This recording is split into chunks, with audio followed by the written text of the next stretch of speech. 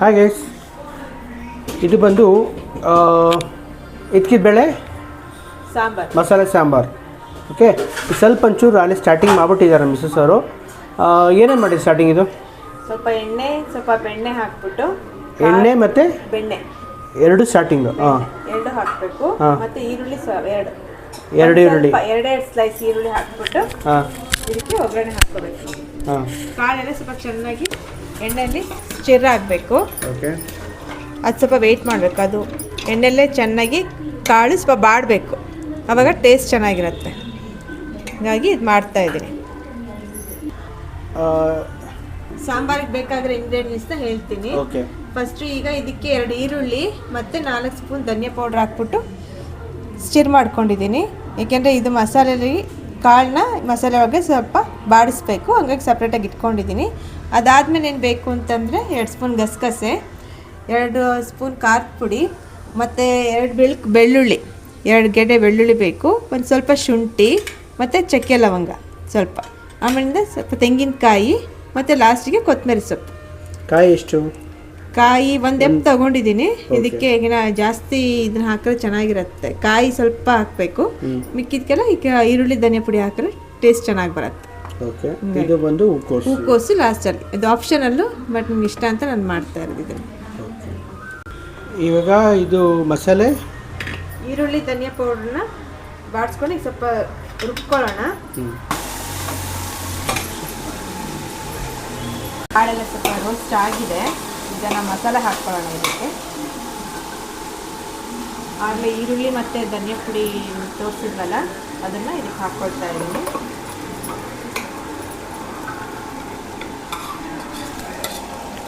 ಚೆನ್ನಾಗಿ ರೋಸ್ಟ್ ಆಗಬೇಕು. ಈ ಮಸಾಲೆನಲ್ಲಿ ಕಾಳು ರೋಸ್ಟ್ ಆದರೆ ಟೇಸ್ಟಾಗಿ ಬರುತ್ತೆ.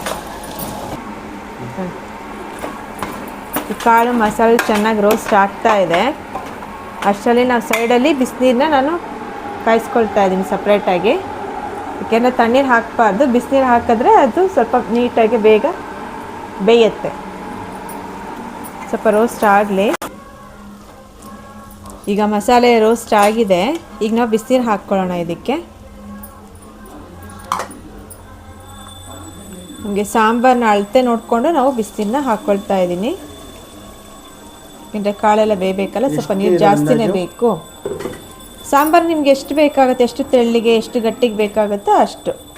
ನಾನು ಇಷ್ಟು ನೀರು ಹಾಕ್ಕೊಂಡಿದ್ದೀನಿ, ಏಕೆಂದರೆ ಬೆಂದಾಗ ಸ್ವಲ್ಪ ಗಟ್ಟಿ ಆಗಿಬಿಡುತ್ತೆ. ಏಕೆಂದರೆ ಕಾಳೆಲ್ಲ ಸ್ವಲ್ಪ ನೀರು ಎಳ್ಕೊಳ್ಳುತ್ತೆ ಸ್ವಲ್ಪ, ಹಾಗಾಗಿ ಇಷ್ಟು ಹಾಕಿದ್ದೀನಿ. ಹಂಗೆ ಇದು ಕುದೀತಾ ಇರಲಿ. ಇದಕ್ಕೆ ಬೇಕಾದಷ್ಟು ಉಪ್ಪು ಹಾಕ್ಕೊಳ್ಳೋಣ.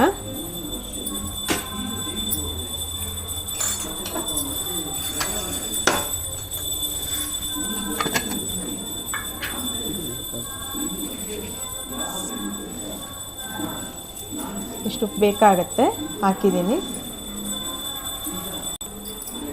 ಇದು ಸ್ವಲ್ಪ ಹೀಗೆ ಬೇಯ್ತಾ ಇರಲಿ. ಬೇಯೋಷ್ಟಕ್ಕೆ ನಾವು ತೆಂಗಿನಕಾಯಿ ಖಾರದ ಪುಡಿ ಎಲ್ಲ ಒಟ್ಟಿಗೆ ಹಾಕಿ ಸಪ್ರೇಟಾಗಿ ನಾವು ರುಬ್ಕೊಳ್ಳೋಣ.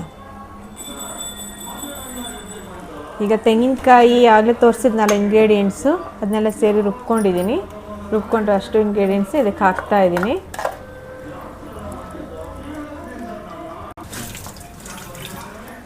ಚೆನ್ನಾಗಿ ಕುದಿಬೇಕಿದು ಸಾಂಬಾರು. ಕುದ್ಮೇಲೆ ಹೂಕೋಸು ಹಾಕೋಣ. ಈಗ ಹೂಕೋಸು ಚೆನ್ನಾಗಿ ತೊಳೆದು ಉಪ್ಪಾಕಿ ಚೆನ್ನಾಗಿ ತೊಳೆದಿದ್ದೀನಿ. ಇದನ್ನು ಲಾಸ್ಟ್ಗೆ ಹಾಕ್ತಾಯಿದ್ದೀನಿ. ಕಾಳು ಆಲ್ಮೋಸ್ಟ್ ಬೆಂದಿದೆ.